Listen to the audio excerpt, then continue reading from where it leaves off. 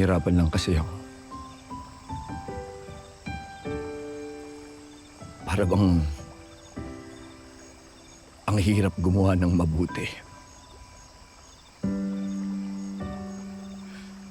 Kasi nagtatagumpay naman lagi sa huli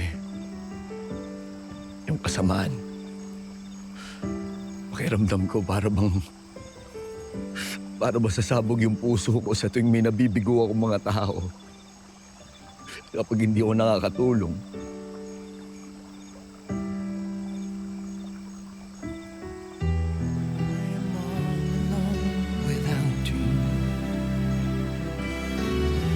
Days are dark without a glimpse of you.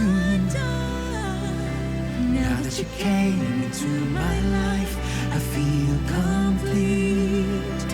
The flowers bloom, the morning shines, and I can see. Your love is like the sun that lights up my whole world. I feel the warmth inside. Your love is like the river that flows down through my veins. I feel the chill inside.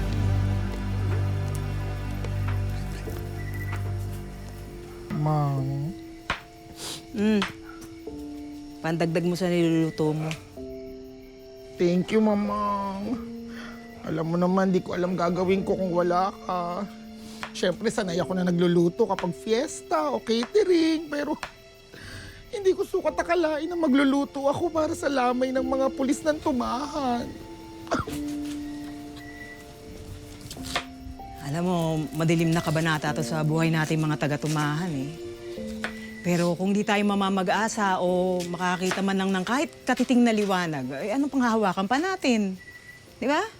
In fairness, may point ka. Ano yan? Ano nabasa? Kung tumama yung mga yun. Siyempre.